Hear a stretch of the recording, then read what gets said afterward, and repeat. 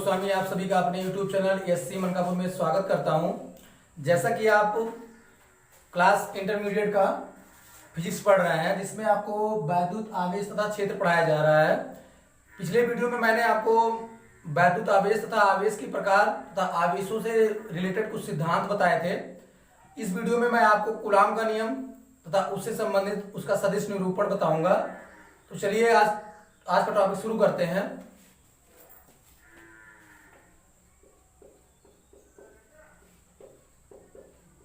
Topic हमारा है coulomb बल, जिसे हम स्थिर वैद्युत बल भी कहते हैं।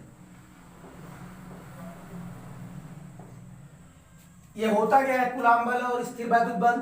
तो कूलाम बल उसे कहते हैं जब किन्हीं दो बिंदु आवेशों के मध्य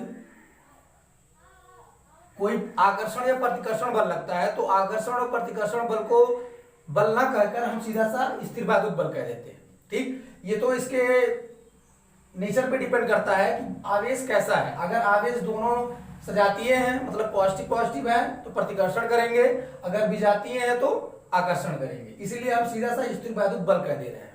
इस बल को जो अदिश रूप है वो कूलाम का नियम है, और जो सदिश रूप है वो कूलाम बल का सदिश निरूपण है। तो चलिए पहले हम शुरुआत करते हैं कूलाम के नियम का। ठीक,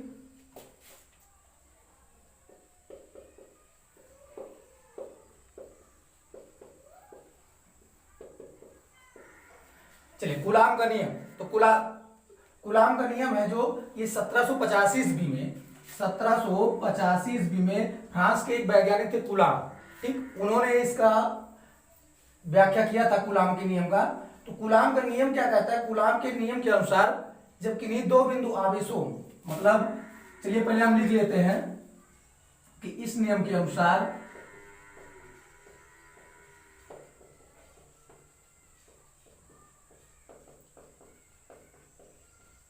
किन्हीं दो बिंदु आवेशों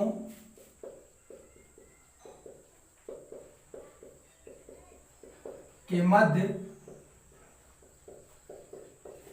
लगने वाला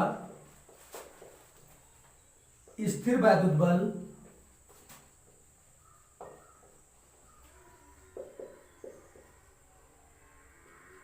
उन आवेशों के गुणनफल के समानुपाती तथा उनके बीच की दूरी के वर्ग के व्युत्क्रमानुपाती होता है।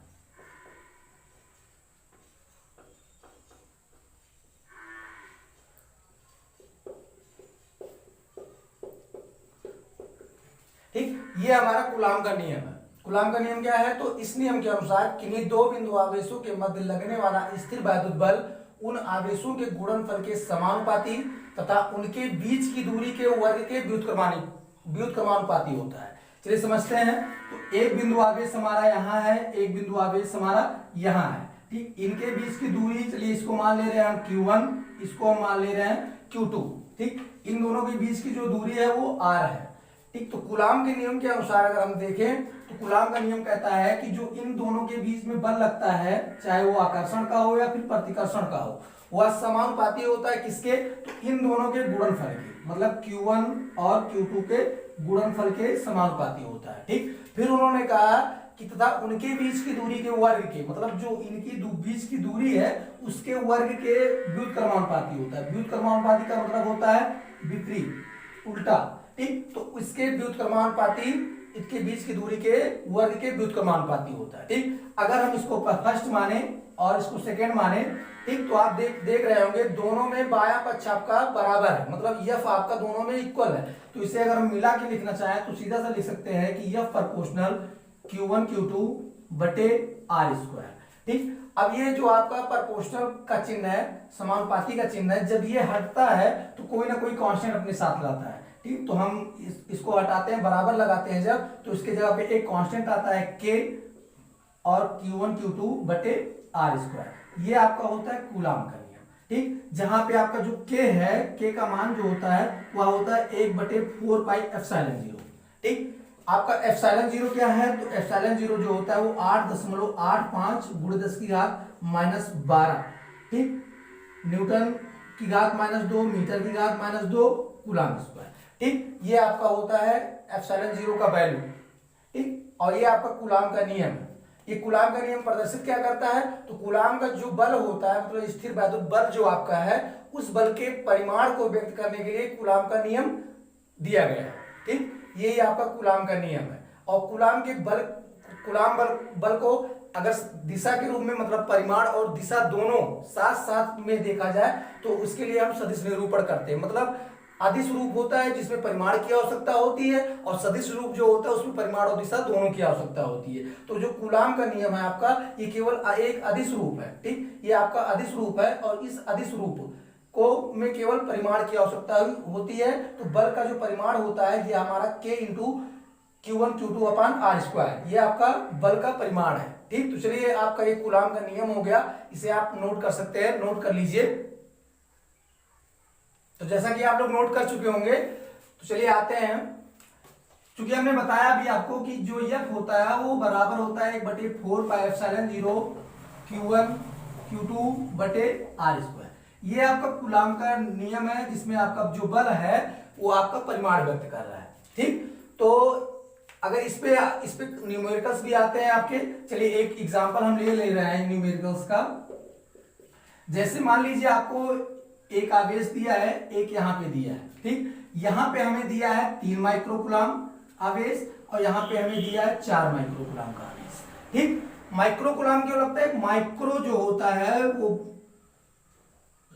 बहुत छोटी इकाई के लिए, क्योंकि हमने आपको पहले बताया था कि बिंदु आवेश क्यों कहा जाता है, जब इनकी दूरी बड़ी होती है इन आवेशों की साइज की तुलना में, ठीक। तो हमारी जो दूरी है इसे हम मान ले रहे हैं, चलिए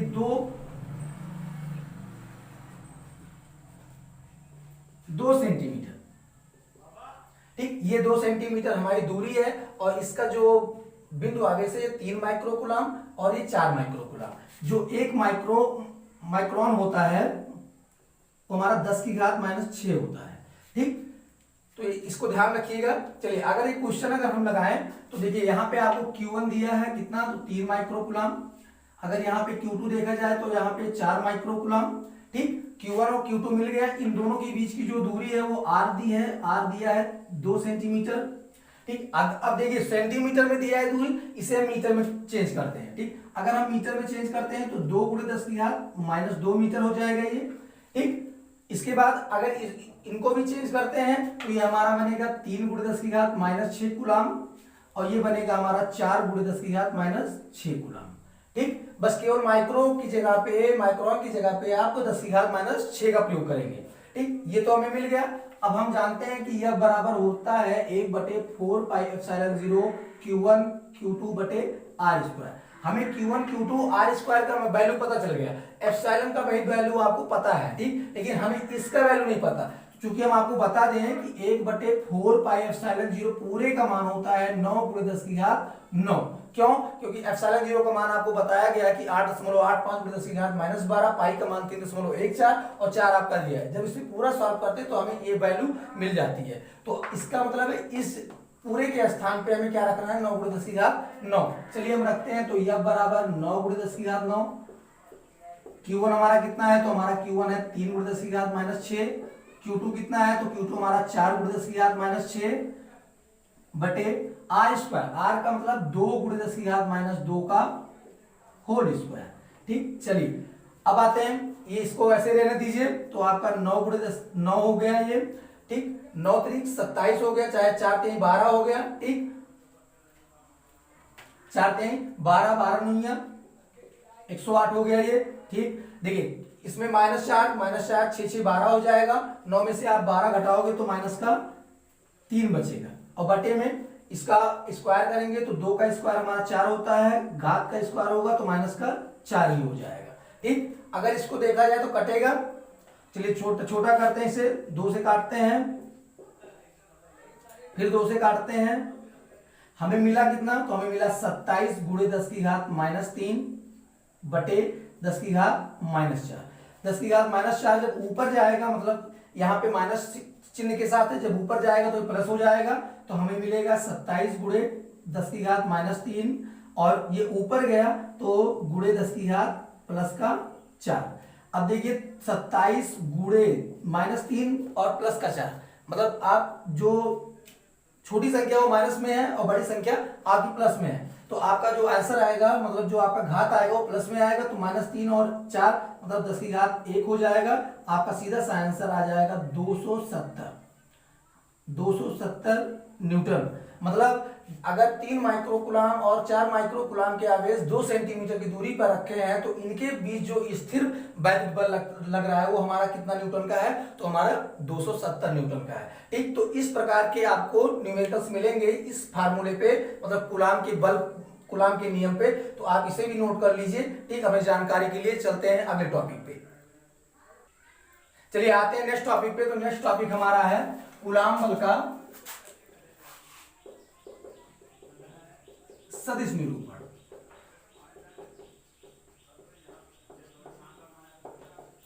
सदिश निरूपण अभी हमने आपको कुछ देर पहले बताया कि सदिश निरूपण इसलिए किया गया क्योंकि कूलाम का जो बल था पहला, उसमें आपको केवल परिमाण दिखाया गया, मतलब बल का परिमाण दिखाया गया। इसमें बल का आपको दिशा भी, परिमाण के साथ साथ दिशा भी दिखाई जाएगी। ठीक, चलिए तो हम ग्राफ की सहायता जानते हैं इसको।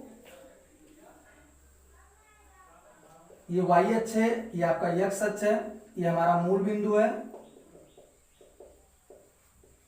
ठीक, ये हमारा एक ग्राफ है। अगर हम यहाँ पे दो आवेश, बिंदु आवेश, एक हम q1 यहाँ पे मान लें, यहाँ पे हम q2 मान लें। ठीक, तो ये चूंकि स्थिर बिंदु आवेश है, स्थिर रहते हैं ये।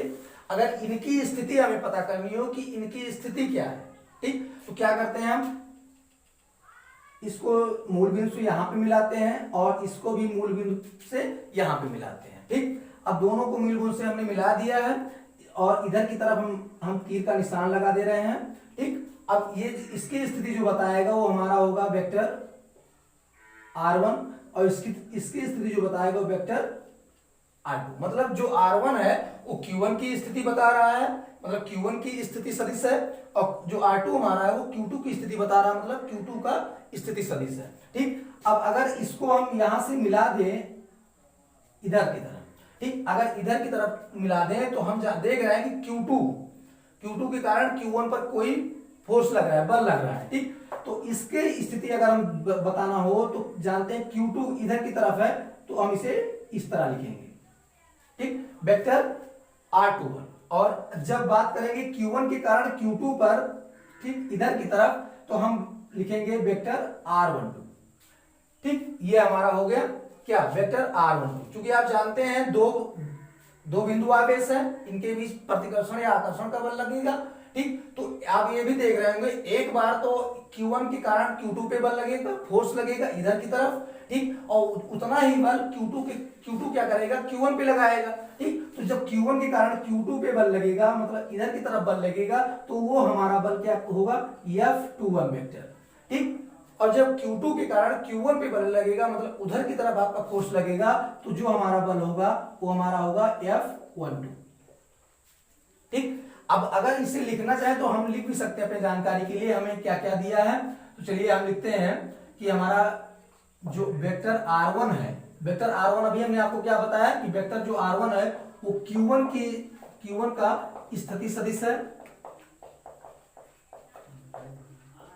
ठीक, ऐसे ही आपका वेक्टर R2 ये क्या है, तो ये Q2 का स्थिति सदिश है।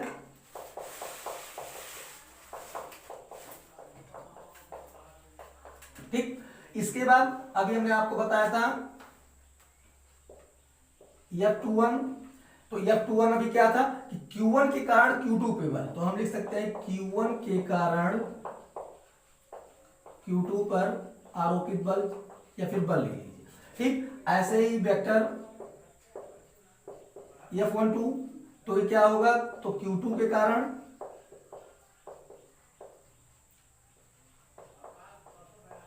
Q1 पर। ठीक, इतना तो आप सब समझ चुके होंगे। ठीक, अब आती है बात, देखिए अब आती है बात, अगर R1 की स्थिति, मतलब R1 की दिशा हमें पता करना हो कि R1 किस दिशा में है, इसकी दिशा और इसकी दिशा को व्यक्त करने के लिए क्या किया जाए, तो इसकी दिशा को व्यक्त करने के लिए हम आर कैप का प्रयोग करते हैं। ठीक, अब अगर R12 हमारा है, अगर R1 है हमारा है, R1 कैप है, तो इसे क्या कहेंगे, तो हम इसे कहेंगे कि वेक्टर R1 का एकांक सदिश। जैसा कि आप लोग जानते होंगे जो कैप होता है वो एकांक सदिश होता है। ठीक, तो जो हमारा कैप R1 है वो वेक्टर R1 का क्या है, एकांक सदिश है। ठीक, सेम इसी प्रकार आपका वेक्टर जो कैप R2 है वो वेक्टर R2 का एकांक सदिश है।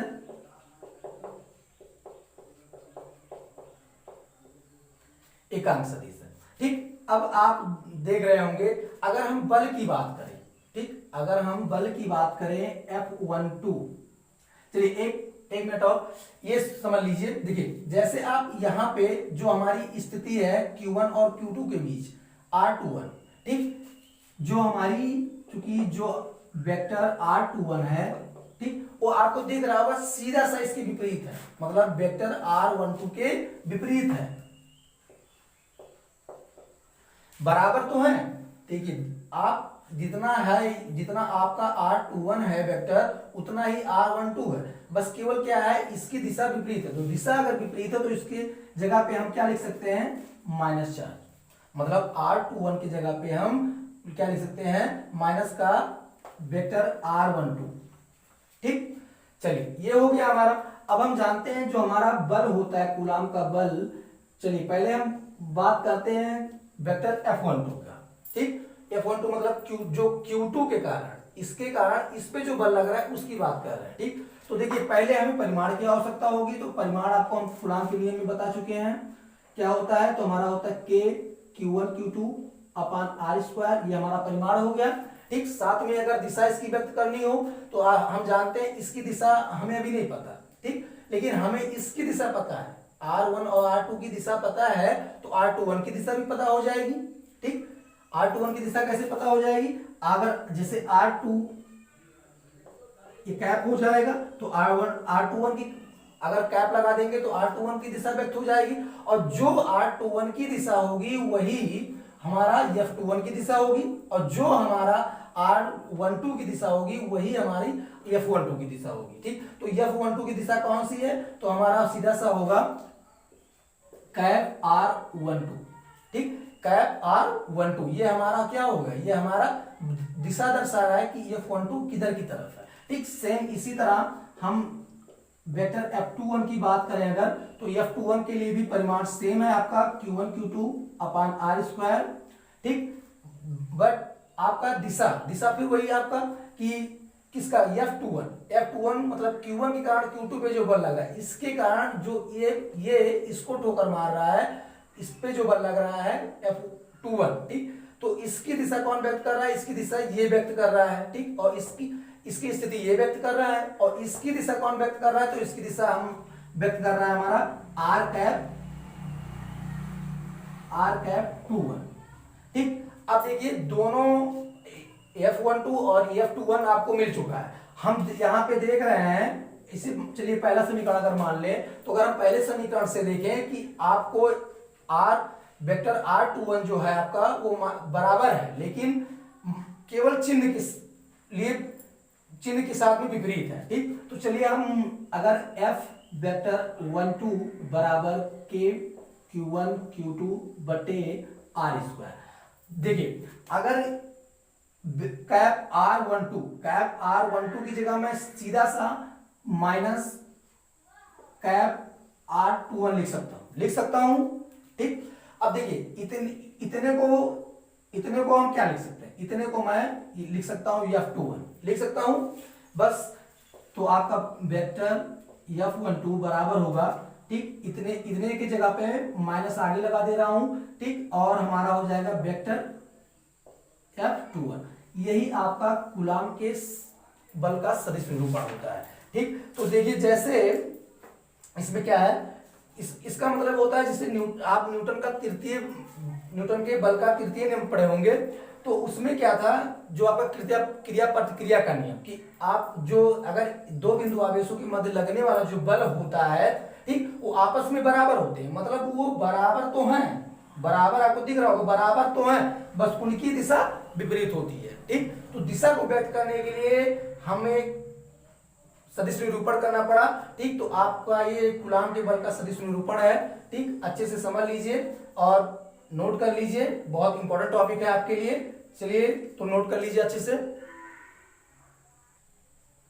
हाँ तो स्टूडेंट, आप आज जो आपको समझाया गया 2 टॉपिक, हमें आशा है कि आपको अच्छा लगा होगा, और अगर आपको ये वीडियो अच्छी लगी हो तो प्लीज लाइक कीजिए और चैनल को सब्सक्राइब कीजिए, और वीडियो का अपडेट पाने के लिए सबसे पहले आप बेल आइकन पर प्रेस कर दीजिए, और इस वीडियो को अधिक संख्या में शेयर कीजिए, खुद पढ़िए और दूसरों को भी पढ़ने के लिए प्रेरित कीजिए, ठीक। Thank you.